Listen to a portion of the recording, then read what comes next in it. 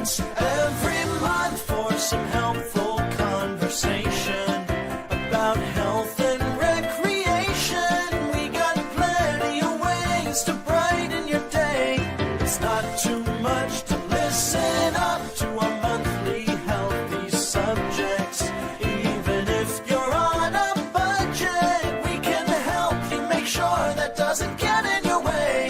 'Cause I'm sure we can all agree we could use a little help staying healthy and raising awareness in communities to make a better life for you and me. So tune in once every month and just hear what we have to say. Everything is gonna be okay with the Community Health Corner in your day. Happy Wednesday, everyone. Welcome back to Community Health Corner. I'm Ursula. And I'm Shelby. It's December. Can you believe we've reached the end of 2022? This year has flown by and I cannot believe it.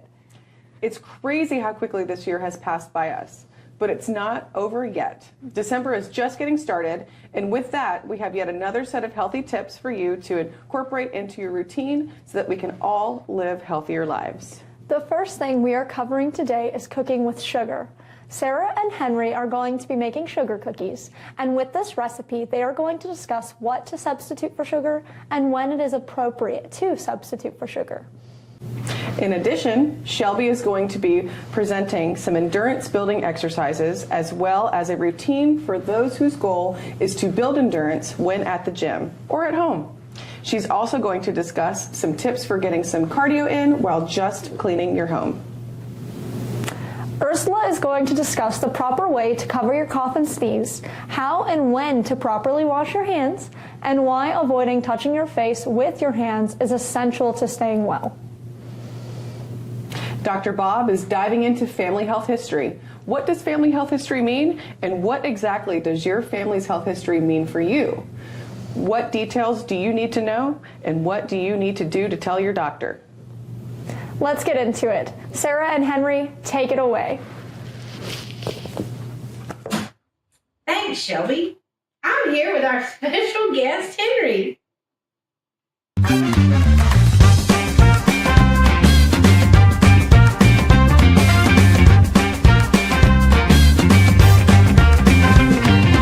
This month we're here to talk about sugar. Now, nobody wants to go entirely sugar-free. Do you? No. You like cookies too much, don't you? Yes. A good rule of thumb to limit your sugar, however, is to try to avoid products with added sugar. And the two biggest culprits of added sugar are drinks and desserts. So let's first look at these drinks. We've got 5 different drinks here in front of us. A Coke, a Monster energy drink, a Frappuccino coffee beverage, vitamin water, and orange juice. So which one of these do you think has the most sugar, Henry? Coke. Coke. This one? Yeah. Henry is right. Coke has this much sugar in this bottle. So you might as well just eat sugar. Monster's not very much better with this much sugar. It's, I think, 58 grams. We're getting a little bit better with the Frappuccino. It's a little bit less than that. Yeah. You'd actually be surprised at vitamin water because you think it's supposed to be good for you. Actually, it has 26 grams of added sugar, which looks like this. Even something as healthy as orange juice, because you know it's juice, it's good for you, it's fruit. It has this much sugar. So now that you've seen that some of your favorite drinks may be hiding a great deal of sugar, be aware of that next time you're picking out what you want to drink. The other big culprit of added sugar in the foods we eat are desserts. You like desserts, right? Yes.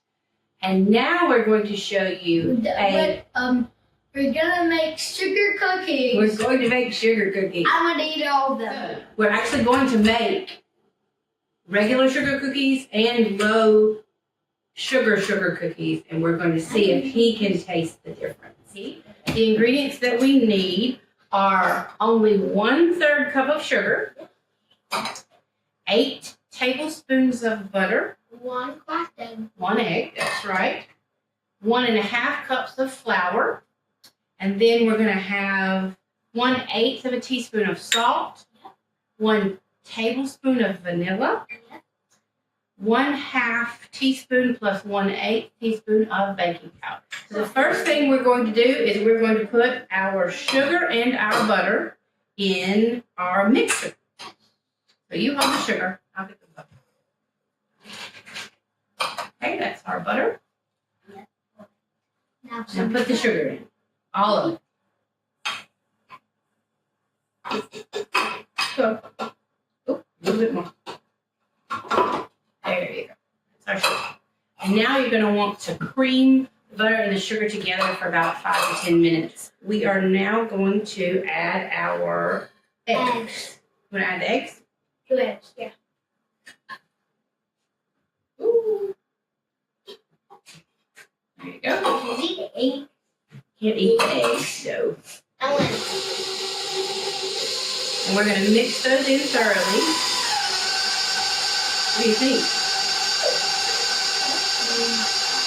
A little yellow? Yeah, it looks nice. All right, get the vanilla. We're also going to add the vanilla. Here's the vanilla. Not the flour. The vanilla. Put the vanilla in.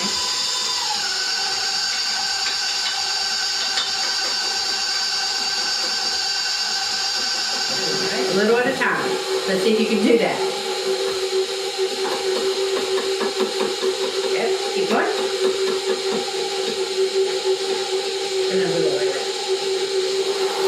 We now have all of our flour mixed in. Yes. Surprisingly, we do not have flour all over this kitchen.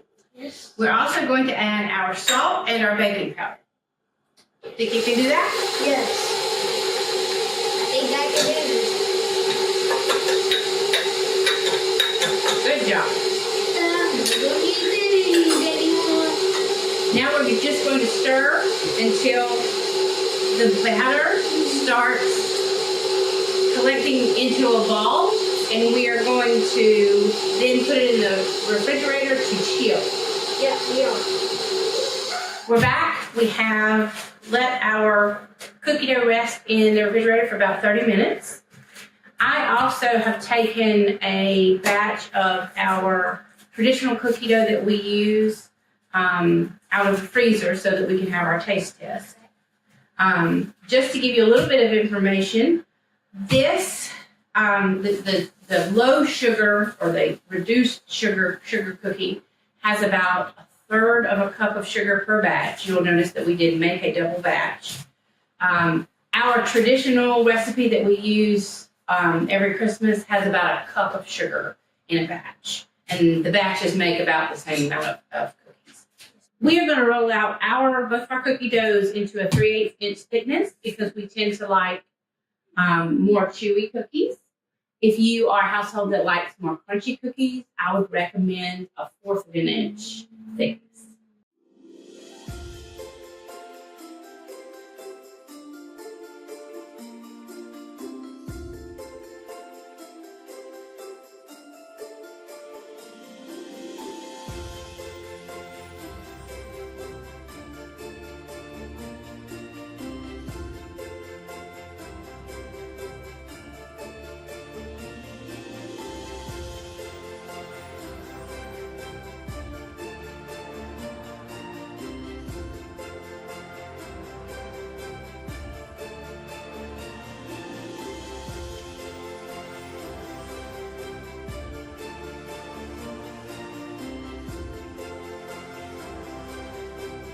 Now we're back. We have cooked a batch of both our reduced sugar cookies and our traditional sugar cookies.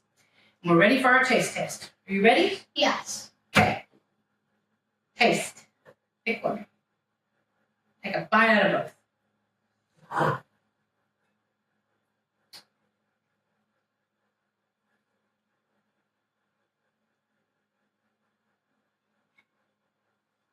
So what do you think? You like the traditional sugar cookie. Yes. How is that though?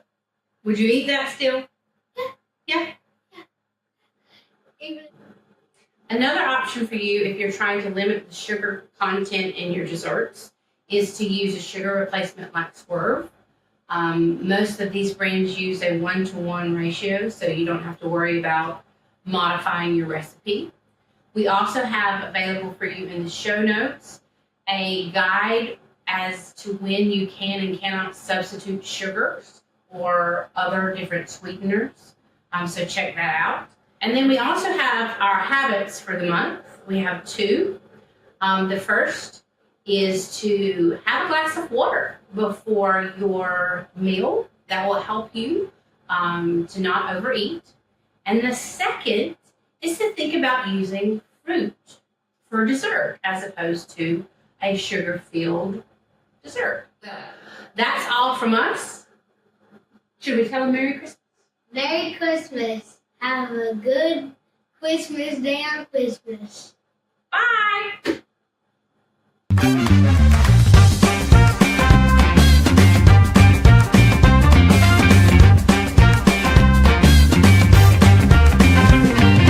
Happy Wednesday, everyone. I'm Shelby, and I'm here to bring you an endurance exercise for beginners. Endurance building does not have to happen in a setting like this. You can see equipment behind me. I'm just here for convenience. I live in an apartment building, so this is the room that best suits my needs.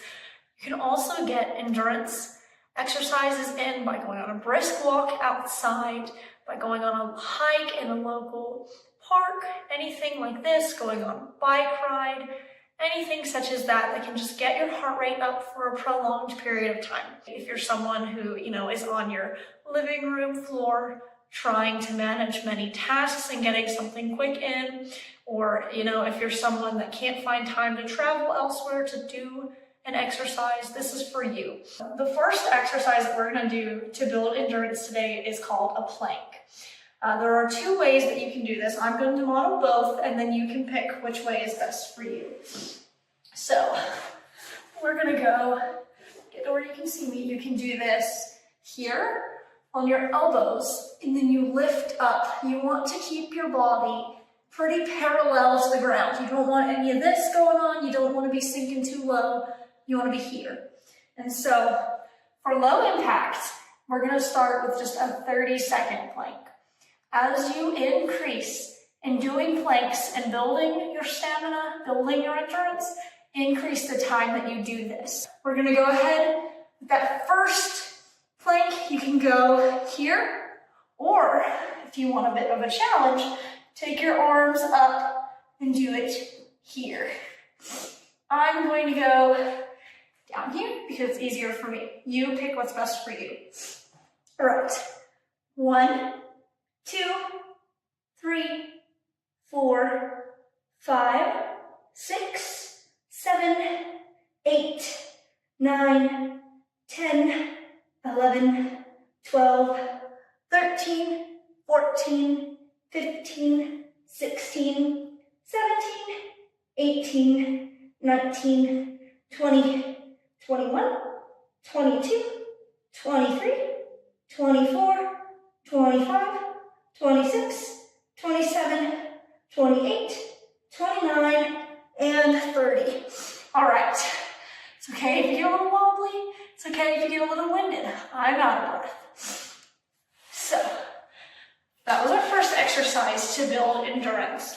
Planking is one of the best ways to build some endurance because you're getting your heart rate up, holding up your own body weight. The plank is supposed to engage your core, so that is where you should be aiming to engage, aiming to target with the plank exercise. Okay, so the next exercise that we are going to look at for endurance building also engages the core. You're going to find that when you're building endurance, the core is going to be where you want to focus your time. So if you're in a setting like this, like I previously said, endurance building, one of the best ways to do it is just to get your heart rate up for a long period of time. Go on a brisk walk outside, go on a bike ride, things like that. In the setting like this, however, this is another way that you can build some endurance. So we're going to make sure that we are forming a nice little V shape from knee down to foot, back up to hip. All right. we are going to do what I call, it's basically a crunch that you hold up at the top. You're holding this portion of your body. All right, we're gonna do this for 30 seconds. 1, 2, 3, 4, 5, 6, 7, 8, 9, 10, 11, 12, 13, 14, 15, 16, 17, 18, 19, 20, 21, 22, 23, 24, 25, 26, 27, 28, 29, and 30. All right. Whew. I know for me, I'm really feeling the burn. Oh, all right, there is one more exercise that I am going to show you that is made for endurance building. We are going to go right here on the wall. You're going to come down. You want your body forming a chair with the ground. It looks like there's a chair. You want a 90-degree angle here to here. We're going to hold this for 15 seconds. This is going to engage your thighs, your calves, your stomach, everything to do with your body. You gotta hold yourself up, your arms, if you're wanting to get fancy with it, you can, do different things with them. I'm just going to rest them here to help myself stay stable. All right, we're gonna count. 1, 2, 3, 4, 5, 6, 7, 8, 9, 10, 11, 12, 13, 14, and 15. Those are the 3 exercises that I personally like to do to build endurance. So today we covered the plank, we covered what I call the hold crunch, and we covered wall sits. With each of these 3 workouts, you can personally hold them for as short or as long of a time that is good for you. If you find that, it's a bit difficult for you, pull back. Don't do a full 30 seconds. Bring it to 15 like I did for the wall sit. You were able to modify these to best suit your needs. As you get better with these, as you develop some more endurance for your body, add more time. Don't try, however, to do it all at once. Your body is not going to be able, if you're not used to doing these types of exercises, if you're new to fitness, don't push yourself out of what is feasible for you. Find what is comfortable for you and do what is best for you. Add more time as time goes on and make this journey your own, because it is your own journey. I hope you learned a little something from this, and I hope you have a great rest of your day.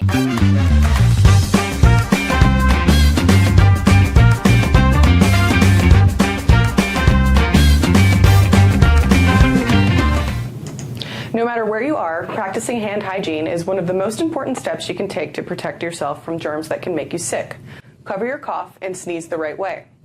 The primary way viral respiratory illnesses spread is through person-to-person contact via the infectious respiratory droplets found in a cough or sneeze. You might be surprised to learn that a typical human sneeze or cough can exit the body at around 200 miles per hour and emit more than 40,000 droplets in the air. When those respiratory droplets are filled with infectious viral particles, it's easy to see how illness spreads. So covering your cough or sneeze is a great way to protect other people from getting sick, but how you cover it matters. The best way to cover a cough or sneeze is to grab a tissue, cough into the tissue, and then personally throw the tissue away. If you don't have access to tissue, use the crook of your elbow to contain your cough or sneeze. You should never use your bare hands. You use them to shake hands, open doors, and do many other things that can spread germs.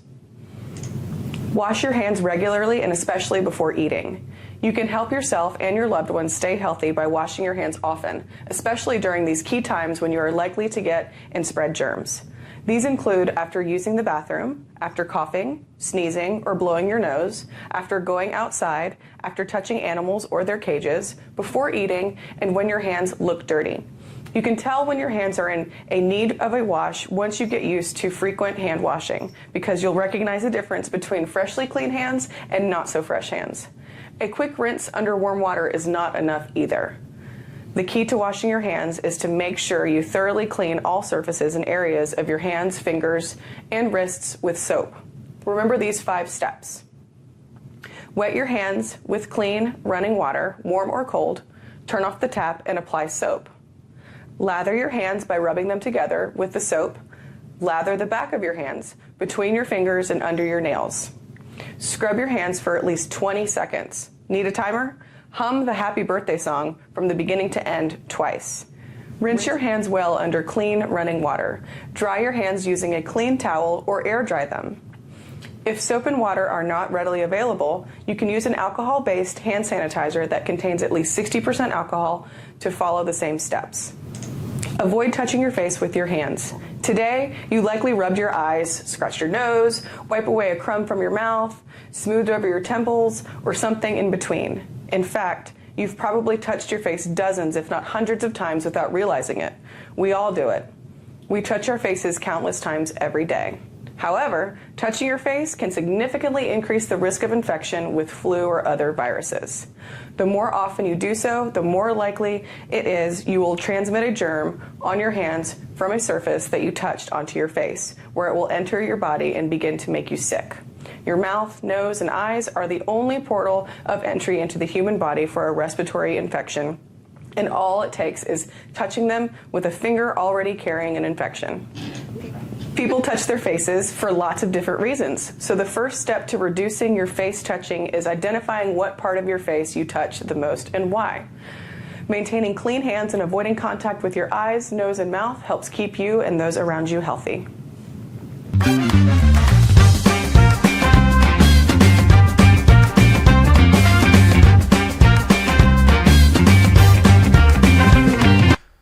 A family health history is a record of the diseases and health conditions in your family. You and your family members share genes that may increase your risk of experiencing the same or similar conditions. You may also have behaviors in common, such as exercise habits and what you like to eat. You may live in the same area and encounter similar things in the environment. Family history includes all these factors, any of which can affect your health.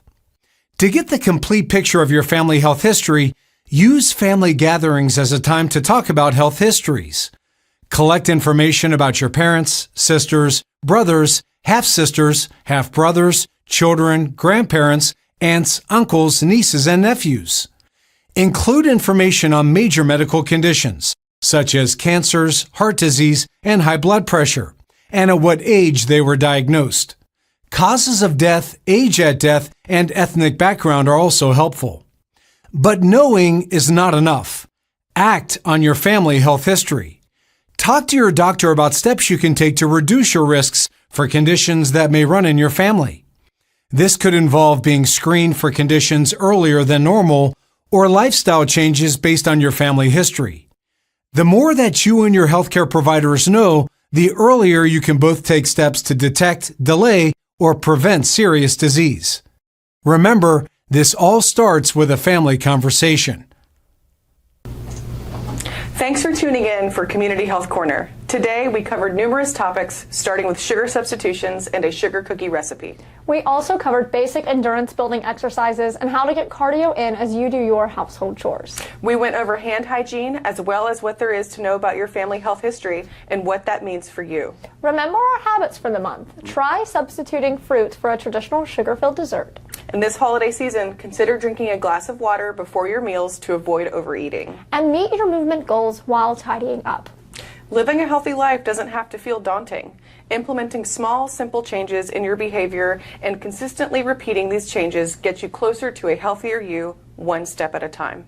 We hope you incorporate these habits into your routine, and we cannot wait to see you in 2023 for a new year of Community Health Corner. Happy holidays! Everything is gonna